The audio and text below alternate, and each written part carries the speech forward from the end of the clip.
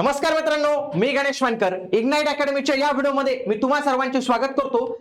Railway group D भरती संदर्भात तुम्हाला माहिती आहे की तुमची आन्सर शीट आलेली आहे. त्याच्यानंतर आता जर तुम्हाला एखादा प्रश्न चुकीचा वाटत असेल तर त्याच्यावर तुम्ही आक्षेप म्हणजेच ऑब्जेक्शन जे आहे तर ते घेऊ शकतात. मग या ऑब्जेक्शन संदर्भातची स्टेप बाय स्टेप प्रोसेस काय, त्याच्यामध्ये एक रिमार्क लिहावा लागतो, तो कसा लिहायचा, त्याच्यानंतर कोणते कोणते सोर्सेस वापरायचे, कोणती काळजी घ्यायची, या सगळ्या काही गोष्टी मी तुम्हाला आजच्या या व्हिडिओमध्ये सांगणार आहे. म्हणून तुम्ही हा व्हिडिओ शेवटपर्यंत पूर्ण बघायचा आहे. मागे पण मी एक व्हिडिओ बनवला होता आन्सर शीट ऑब्जेक्शनच्या, पण त्याच्यामध्ये फक्त बेसिक इन्फॉर्मेशन दिली होती. आज मी तुम्हाला एकदम डिटेल मध्ये माहिती सांगणार आहे. ही माहिती तुम्हाला येणाऱ्या रेल्वेच्या सर्व एक्झाम साठी देखील कामात येणार आहे. रेल्वे ग्रुप डी साठी नवीन मित्रांनो 2026 ची आपली लाईव्ह स्वरूपाची बॅच आपण लॉन्च केलेले वंदे भारत बॅच. आता ही परीक्षा मराठीतून होते, त्यासाठी आपण मराठी माध्यमसाठी तुमच्यासाठी एकदम दर्जेदार बॅच जी आहे तर ती लॉन्च केलेली. आजच इग्नाइट अकॅडमीचे ऍप्लिकेशन डाउनलोड करून तुम्ही या बॅचला जे आहे तर ती एनरोल करू शकतात. बघा, ऑब्जेक्शन जे आहे तर ते आपल्याला जे आहे बघा 23/2/2026 म्हणजे 23 फेब्रुवारी पर्यंत ऑब्जेक्शन जे आहे तर ते आपल्याला घेता येऊ शकतं. कुठे म्हणजे कोणत्याही प्रश्नावर तुम्हाला ऑब्जेक्शन घेता येईल 23 फेब्रुवारी पर्यंत. आता ऑब्जेक्शन तुम्हाला कसं घ्यायचंय, सगळ्यात आधी तुम्ही वेबसाईटवर गेले. वेबसाईटवर गेल्यानंतर तुम्हाला बघा rrb.gov.in किंवा खालीच तुम्ही जर इथं स्क्रोल केलं लगेच तुम्हाला खाली बघा हा रजिस्ट्रेशन नंबर, तुमचा डेट ऑफ बर्थ आणि हा कॅप्चा कोड, इथं लॉग इन करायचं. लॉग इन केलं त्याच्यानंतर तुम्हाला बघा इथं candidate details, e call letter, city information, help desk, candidate response, objection form हे बघायला मिळतात. आपल्याला कुठं जायचंय, ऑब्जेक्शन फॉर्म याच्यावर क्लिक करायची.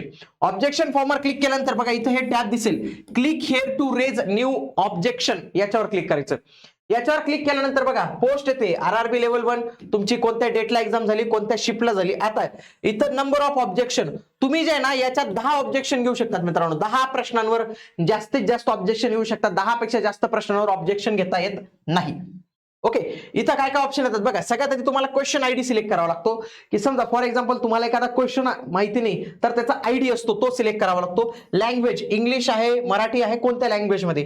त्याच्यानंतर तुमच्या ऑब्जेक्शनचं स्वरूप काय आहे, नेचर काय आहे ते, आणि रिमार्क ऍड करावाच लागेल, शक्यतो येस म्हणायचं. आणि इथं तुमचे डॉक्युमेंट जे आहेत तर ते तुम्हाला इथं अपलोड करावं लागतं मित्रांनो. आता क्वेश्चन आयडी अशा पद्धतीने बघा, हा जो तुमचा नंबर असतो तुमच्या आन्सर शीटवर असतो. इंग्लिश मराठी लँग्वेज सिलेक्ट करू शकतात.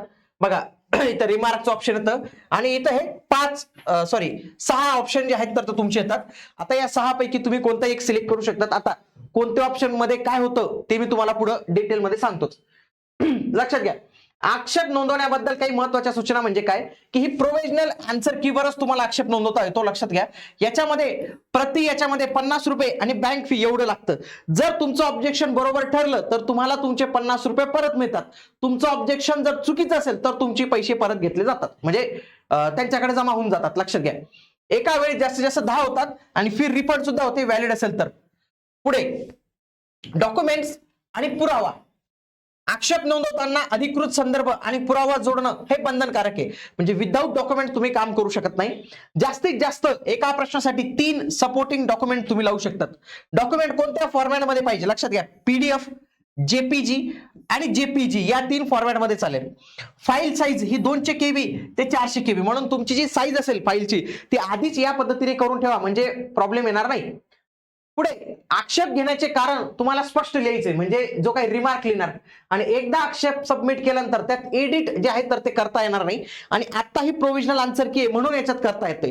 जेव्हा याची फायनल आन्सर की त्यामध्ये मात्र कोणताही बदल तुम्हाला करता येणार नाही, हे लक्षात ठेवा. आता ऑप्शन फॉर्म मधील प्रत्येक पर्यायाचा मी तुम्हाला अर्थ सांगतो, तिथं कोणता निवडायचा. पहिला आहे इनकरेक्ट अँड अँबिग्युअस क्वेश्चन. जर तुम्हाला वाटत असेल की मूळ प्रश्न चुकीचा आहे, अपूर्ण आहे, किंवा त्या प्रश्नाचे 2 वेगवेगळे अर्थ निघत आहेत, तर यावेळी उत्तर काढणे कठीण होते.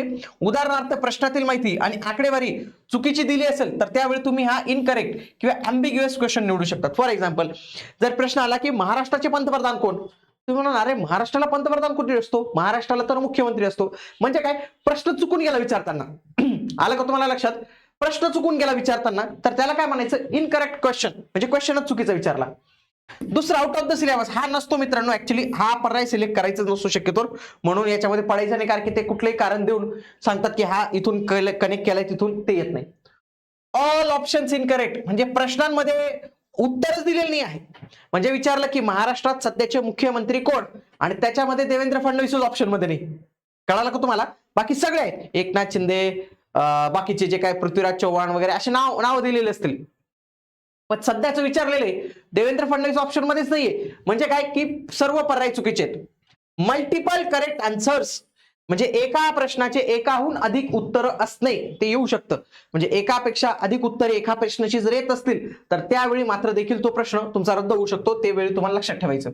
सगळ्यात जास्त जो वापर होतो ना याचा होतो हे IMP आहे, इनकरेक्ट आन्सर की, हे वापरायचंय तुम्हाला. म्हणजे त्यांनी उत्तर ए दिलेले आणि तुम्हाला वाटतं की सी दिले उत्तर पाहिजे.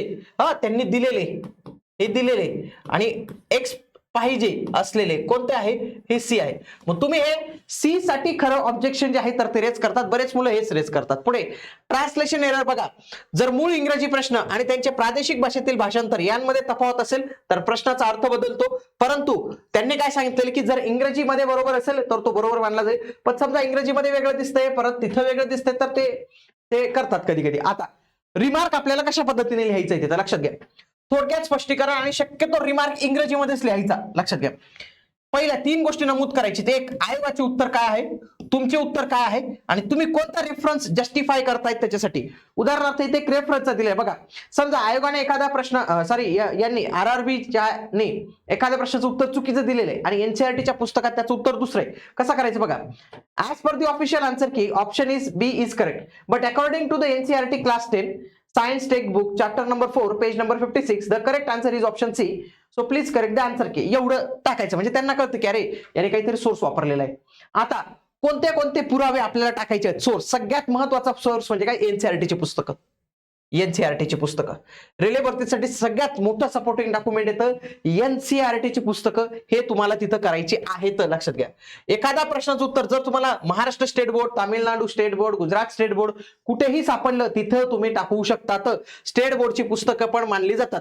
त्यासोबत काही स्टँडर्ड रेफरन्स बुक असतात, म्हणजे खूप नामांकित लेखकांची जी पुस्तकं असतात तर ती चालतात. लक्षात घ्या. पुढे शासकीय वेबसाईट, आकडेवारी आणि योजनांसाठी म्हणजे PIB असेल, गव्हर्नमेंटची ऑफिशियल वेबसाईट असेल किंवा रिपोर्ट्स असतील ते देखील चालतात. काय जोडू नये? सगळ्यात आधी विकिपीडियावरची माहिती चालत नाही. गुगल, AI, जेमिनी, ChatGPT चालत नाही. कोचिंग क्लासेसच्या ज्या हँड रिटन नोट्स असतात, जे गाईड बुक असतात ते चालत नाही. प्रायव्हेट प्रकाशनाची अनधिकृत पुस्तकं चालत नाही. हाताने लिहिलेले नोट्स वगैरे या चालत नाही. हे लक्षात घ्या तुम्ही. ओके. डॉक्युमेंट्स अपलोड करताना कोणती काळजी घ्यायची? सगळ्यात आधी बघा, हायलाइट करा. म्हणजे आता एवढं मोठं पेज आहे आणि त्या पेजवर तुमचं उत्तर कुठे दिलेलं असेल ते काय पूर्ण पेज वाचतील का? तुम्ही काय करा, तेवढी लाईन हायलाइट करायची म्हणजे त्याचं लक्ष तिथं जातं आणि तो त्याच्यानुसार कारवाई करू शकतो. दुसरं, पुस्तकाचे कव्हर पेज. शक्य असल्यास PDF बनवताना पहिले पान कव्हर पेज ज्यावर पुस्तकाचे नाव, प्रकाशन वर्ष असेल आणि दुसरे माहितीचे पेज एकत्र करून जोडा. म्हणजे काय, पेज घ्या पहिलं, म्हणजे त्यांना कळतं की अरे कोणत्या पुस्तकाचं पेज यांनी घेतलेलं आहे.